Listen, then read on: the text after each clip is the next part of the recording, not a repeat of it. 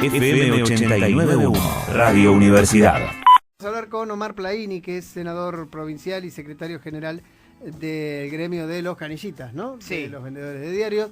Omar, ¿cómo estás? José Fernández, Walter Ferreiro, Jorge Fuentes, saludan. Buen día. ¿Qué tal? ¿Cómo les va? Buenos días, ¿cómo están? Bien, en las puertas de un día muy especial para los trabajadores, ¿no? Porque más allá de que caiga domingo, es un día, el día más esperado también por los trabajadores, ¿no? Sí, bueno, siempre el 1 de mayo para nosotros tiene un significativo extraordinario y único para la clase trabajadora, y de hecho hay actividades como la de mañana en Varadero, donde quienes integramos la rama del PJ de la provincia de Buenos Aires asumimos el compromiso y la responsabilidad de conformar una gran actividad durante todo el día allí en Varadero, la querida ciudad de la segunda sección electoral, donde además el intendente es un hombre del movimiento sindical, del ESMATA, Tito Ciancio, que preside también el PJ, y la rama decidimos hacer una gran convocatoria con comisiones para debatir y para discutir temas de actualidad como deuda externa, salarios, condiciones de salud, higiene, inflación, los nuevos retos y desafíos que tiene el PJ ante la nueva conducción en la provincia de Buenos Aires, de la cual, bueno, ya vengo en muchos periodos y con continuidad, y es parte de mi compromiso militante, mi partido. Así que mañana esperamos a 2.000, 3.000 compañeras y compañeras discutiendo en comisión, y un cierre que será a las 3 de la tarde, ahí en unas instalaciones preciosas que tiene Luz y Fuerza en Varadero, donde ya está confirmada la presencia del presidente del PJ, la nueva autoridad de nuestro partido, que es el diputado Máximo Kirchner, seguramente legisladores nacionales, provinciales, y no se descarta la presencia del propio gobernador de la provincia. Y allí vamos a estar estos miles de compañeros y compañeras debatiendo la realidad que estamos viviendo, pero también los desafíos que tiene por delante el PJ de la provincia de Buenos Aires, el cual aspiramos y esperamos que empezamos a elaborar también un programa para aportar al gobierno nacional y popular y también a la provincia de Buenos Aires una serie de ideas y propuestas que seguramente van a ir en dirección de lo que el peronismo ha transitado desde el nacimiento en la vida política, social y económica del país. ¿Los encuentra en qué momento, Omar? Porque uno lee rápidamente la realidad, o por lo menos las diferentes distribuciones políticas que tiene hoy el movimiento, y ve parte del justicialismo recostado sobre la línea más kirchnerista, otra parte más albertista, otra parte más sobre los gobernadores, los sindicatos también tienen varias centrales obreras. En medio de todo esto, ¿es posible llegar a acuerdos que les permitan mantener un gobierno que tiene que ser reelecto el año que viene? Bueno, hay que hacerlo, es el desafío. A ver, nosotros, muerto nuestro conductor, el general Perón, nos ha costado mucho de allí para acá, de aquel fatídico 1 de julio del 74 para acá, conformar, digamos, una conducción que sea indiscutible. Hemos logrado en breves interregnos. Uno fue el de Néstor Kirchner, por ejemplo, y Cristina Fernández de Kirchner, los 12 años de gobierno que nos permitieron recuperar las mejores propuestas y respuestas que ha dado el peronismo a mediados del siglo pasado. En la CGT nos ha dificultado, no pudimos más volver a tener un solo conductor, salvo el interreño de Hugo Moyano en un momento. Sí. Esto prueba en la discusión y en el debate que está nuestra fuerza, nuestro movimiento hace muchísimos años, y esto le ha puesto un componente nuevo, que es este formato que se dan ahora en nuestro continente, que son relativamente nuevos, las coaliciones, que vienen de formatos de la vieja Europa, que aún siendo sistemas parlamentarios, como tienen ellos, le cuesta formar gobierno. ¿Por qué no nos debería pasar lo contrario a nosotros, siendo donde en nuestra América Morena tenemos históricamente fuerte liderazgo? Esta es un poco la discusión. También cuáles son las medidas y los instrumentos que nosotros utilizamos para discutir cómo nuestra coalición avanza hacia la recuperación de lo mejor de las distintas etapas nuestras. O sea, hay dos cuestiones que son muy claras. O predomina la ley de mercado o predomina la ley del Estado. Y esto es lo que está en discusión en nuestra fuerza hoy, donde tenemos diferencias. Un sector muy grande cree que alcanza con articular, otro creemos tan grande como ese o más, creemos que hay que profundizar el rol del Estado. Esta es la discusión y ahí están las diferencias. Ahora, Hay que administrar esas tensiones, sí, por supuesto, claro, pero no es fácil. No. Le resulta difícil a la oposición, que no tiene responsabilidad de gobernar, mucho más nos pasa a nosotros, pero que hay que resolverlo, está claro. Y nosotros, como siempre, los laburantes, lo que contamos es siempre con nuestra fe inquebrantable, que es la esperanza. Sino que hubiera sido de nosotros con tantas crisis económicas que ha vivido este país. Bueno, allí hay que aportar, y hay que aportar, como decía Perón. Discutamos mucho de las ideas, poco de las cosas y nada de las personas. De esto se trata. Claro, Omar, sí, tratan de decir, ¿no?, que el oficialismo va con dos actos dividido por este que vos mencionabas que se va a hacer el día de mañana en Varadero, Sí. y el del 1 de mayo que está convocando el movimiento Evita, ¿no?, y algunas organizaciones sociales para el domingo. Digo, ¿cómo ves la situación económica? ¿Cómo pensás que, si bien hay abiertas muchas paritarias actualmente, ¿cómo pensás que le va a ir al trabajador en este contexto? A ver, son más de una pregunta. Sí. La primera, yo no espero de la concentración monopólica de la comunicación que tenga objetividad. Hace 50 años que estoy en la comunicación a través de un puesto diario, así que conozco cómo funcionan estos monopolios. Y anteponen una cosa con otra y nada que ver. Nosotros vuelvo a repetirlo, hace 1 mes y medio que empezamos a planificar este acto en Varadero, haciendo reuniones, primero en Varadero, después en Avellaneda y ahora volviendo a la segunda sección electoral. En medio de esto apareció una convocatoria de un sector importante de movimientos sociales para el 1, que está muy bien que lo hagan. Y después, claro, los que tratan de fijar la agenda o ponerle el título son los medios concentrados, diciendo que uno compite con el otro. Nada de eso es cierto, pero bueno, en esta etapa de la modernidad, cómo se difunde, se informa o se comunica es clave y estratégico, y eso nuestro gobierno lo tiene que entender también, porque contra eso también hay que luchar. Claro. Por un lado. Por otro lado, creo que la situación económica no es la mejor. Evidentemente los 4 años del neoliberalismo perforaron la base social, agrietaron absolutamente todo, ampliaron la brecha y la desigualdad, y nosotros tenemos que recomponer eso. Y en medio de la situación esta tremenda nos aparece el COVID. Y cuando estamos saliendo del COVID aparece un conflicto bélico internacional. Entonces no es fácil, nosotros lo sabemos, pero aquí hay una decisión que hay que tomar. Y aquí es donde yo voy. ¿Alcanza con articular a todos los sectores? Sinceramente creo que es insuficiente. Por eso nos sigue ganando la inflación al poder adquisitivo del salario, más allá que el gobierno tenga la buena voluntad y la decisión de que el salario esté por arriba de la inflación, estamos viendo que eso no sucede. Se toma una medida bastante interesante, que es adelantar las paritarias, y acá viene la otra pregunta, ¿alcanza con eso? Porque las organizaciones sindicales comenzamos discutiendo a comienzo de año paritarias del 45%, dado lo que se planteaba desde el Ejecutivo Nacional a través del Ministerio de Economía, lo que iba a ser la inflación. A poco andar, a 3 meses, donde tenemos una inflación acumulada del 16.1%, ya hay organizaciones que están hablando entre el 60 y el 80% de recuperación del salario. Por lo tanto, siempre corres de atrás. Por eso digo, ¿alcanza? No. Y bueno, tal vez haya que dar, como vio en algún momento Néstor Kirchner, a poco de asumir su gobierno, un aumento generalizado, que sea retributivo, obviamente, ¿no?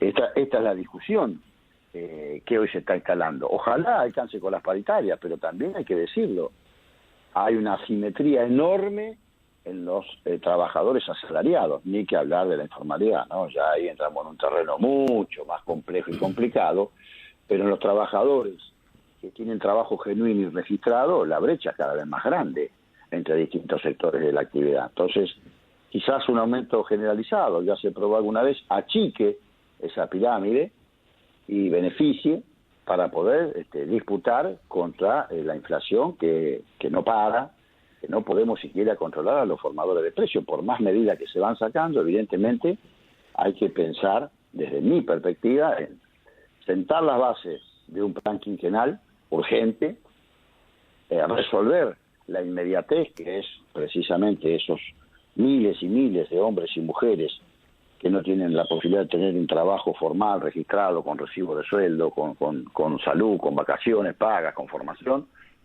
porque así no podemos continuar. Y tal vez en ese sector el salario universal sea también un instrumento que haya que aplicar. Pero bueno, estas cuestiones, el que tiene las herramientas y los instrumentos para realizarlos es el Ejecutivo Nacional.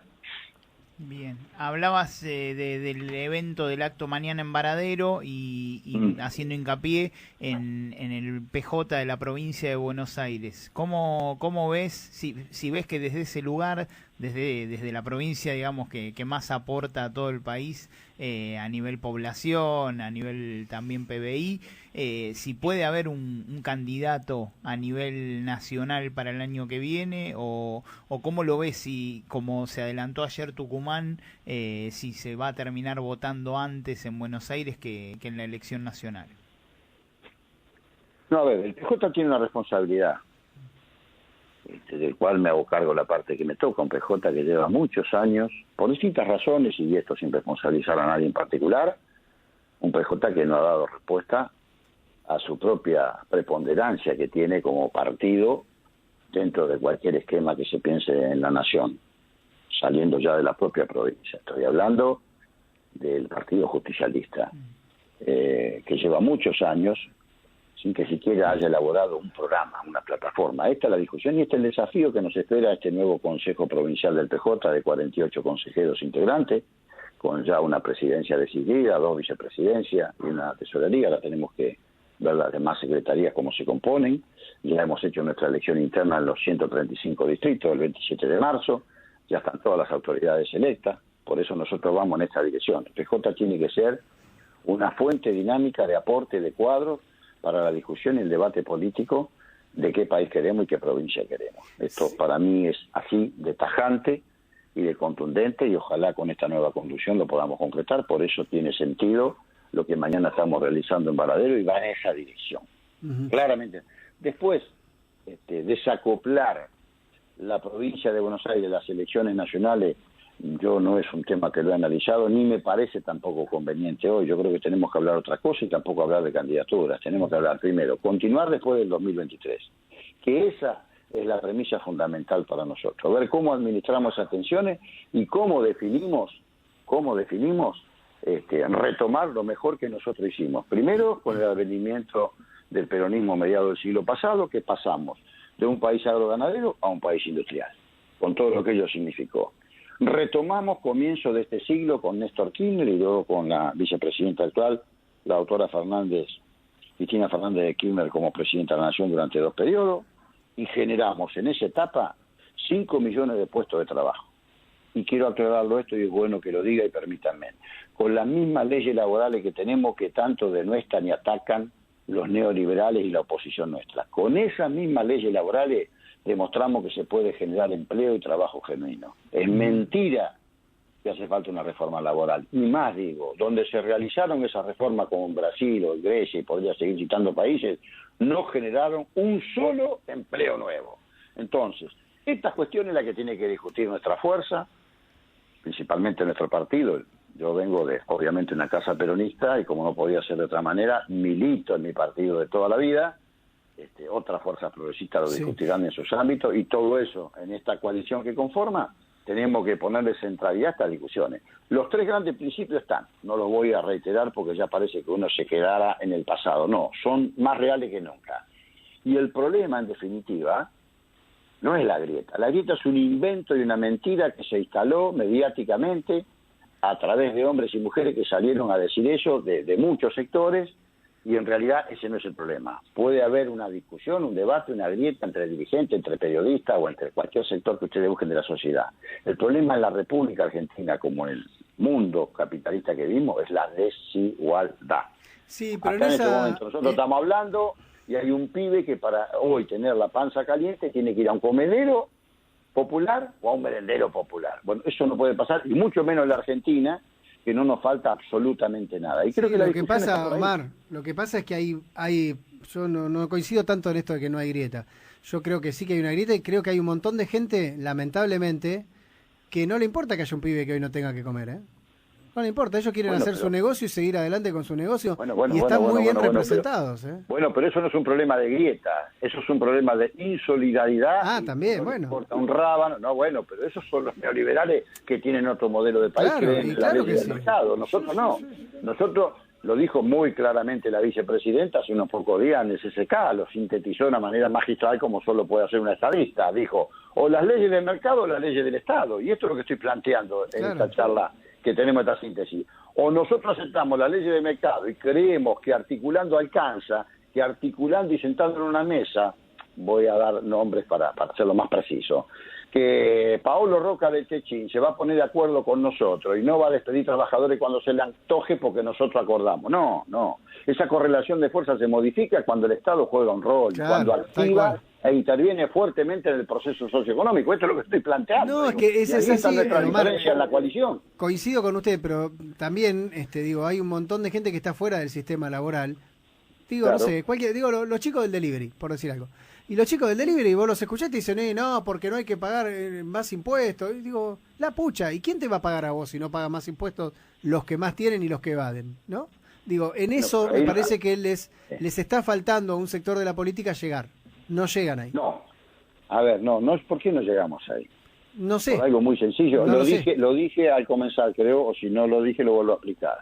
Porque hoy en esta democracia moderna y en este capitalismo especulativo, depredador y salvaje, si vos no te dedicás también y darle centralidad a cómo difundís, cómo informás y cómo comunicás, los medios hegemónicos y concentrados hacen eso, que ese pibe descrea de la herramienta política que es la única capaz de transformar su realidad. Y esa gota de ácido que le meten todos los días, finalmente la que te va ganando, la disputa.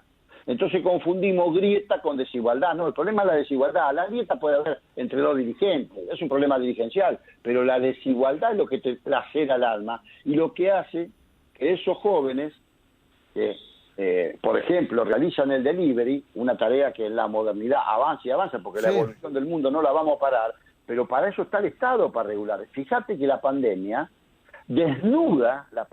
pone al desnudo a este capitalismo, porque el mismo capitalismo especulativo en la pandemia necesitó de los estados para resolver el tema de la salud. Necesitaron de los estados, porque a ellos cuando les conviene piden del Estado, son extractivistas del Estado. Cuando no, bueno, son mis intereses y yo los defiendo. Bueno, pero en eso tenés que tomar una decisión que se tomó a mediados del siglo pasado en la República Argentina. Por eso la Argentina fue tan considerada en el mundo, sus organizaciones sindicales, su crecimiento, su clase media. ¿Por qué? Porque fuimos capaces de transformar ese país agroganadero en un país industrial, donde le pusimos valor agregado a nuestra materia prima. Bueno, no lo vamos a resolver esto obviamente en una charla de radio, pero es la dirección que tenemos que avanzar y hay un tema que a mí me preocupa.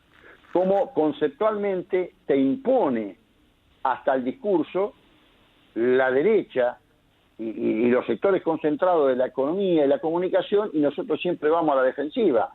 Este discurso, por ejemplo, que estamos hablando, que un pibe laburante, igual que cualquiera de nosotros, te diga, no, bueno, pero mirá, es la política. Sí, claro, es la política, pero la política es la que te va a resolver tu calidad de vida, porque es político todo, desde que te levantás y desayunás hasta que te cenás antes de acostarte. Sí, tiene muy mala prensa y los tipos a los que siguen son los que dicen que la política es una porquería. Entonces me parece que ahí vamos a tener todos que intervenir para intentar explicar otras cosas, en fin.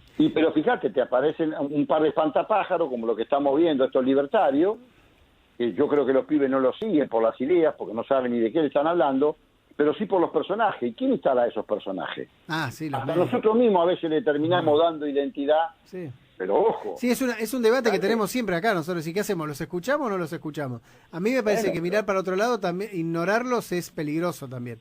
Porque... No, pero eso se rebate con discusión política. Claro, obvio. Con nivel de concientización de la masa. Y si vos no elevás el nivel de concientización de la masa, seguramente que vas perdiendo la batalla esa que tenés que dar. Porque, bueno, no es casual, Marine Le Pen sacó más del 40% de los votos en Francia. Sí, no es nuestro solamente, ¿no? Bolsonaro es presidente. Pero decía, cuando vos discutís la gran política tenés que discutir la internacional, porque las tendencias siempre son internacionales o regionales, nunca son locales. Tal cual. Y tenemos un caso muy cercano que es el de Bolsonaro, que parecía un loquito que andaba por ahí y terminó siendo presidente, con lo cual hay que tener mucho cuidado con eso. Un mediocre terminó siendo presidente. Omar, es un placer hablar con usted, la seguimos más adelante. No, gracias a ustedes por permitirme este ratito de poder charlar. El domingo es uno de los pocos días que los canillitas no trabajan. Claro, es cierto. Son muy pocos al año los días, ¿no? 5, son 5 al año. Claro. 5, mira. 1 de mayo, 7 de noviembre, Viernes Santo, son los 2 que recuperamos nosotros en nuestra gestión, 25 de diciembre y 1 de enero. El resto, los 360 días restantes, ahí estamos como rulo de estatua. Y otro día podemos hablar de la actividad que se venden mucho menos diarios, ¿no? Y claro, que tuvieron que reconvertirse, ¿no? Sí, seguro. Exactamente, estamos en esa dirección en reconvertir. Fíjate un dato, mirá, ayer me llaman 2 o 3 compañeros y con esto no les robo más tiempo. Sí. Me dicen, ahí está un sector del periodismo haciendo una nota en unos kioscos en Capital. Lo vi ayer, nos sí. Nos estamos transformando en un bazar. Que venden, Bueno, venden gorras, decían, libros, sí. Claro. No, pero además la calificación que le pone el colega a ustedes, somos un bazar, ¿no? No sé si se lo dice el Canilla, el Conchet. Y yo le digo, mire compañero, hace años que me vienen escuchando que tenemos que reinventar, ¿no? Que tenemos que pasar del viejo kiosco de diario a una unidad polifuncional de servicio. Mire cómo simplificó un sector del periodismo. Dijo, ¿son un bazar? No, no somos un bazar. Primero porque estamos regulados, estamos reglamentados por el Ministerio de Trabajo y me han escuchado también. Nosotros queremos ser una unidad polifuncional de servicio, que no es lo mismo simplificar y decir un bazar. Bueno, en esa batalla, si nosotros no la damos, termina nuestra actividad siendo lo que ese colega de ustedes dice, que responde a un medio hegemónico, son un bazar. No, de ninguna manera somos un bazar, nada que ver con eso. Pero bueno, esta es una batalla que hay que dar. Sí. En la democracia moderna, vuelvo a reiterar, si vos no tomás la centralidad de difundir, de informar y de comunicar, estás derrotado ya antes de arrancar. Gracias, ahora sí, un abrazo grande, Omar. Abrazo grande. Desde la Universidad Nacional de La Matanza, Radio Universidad FM 89.1. Siempre cerca.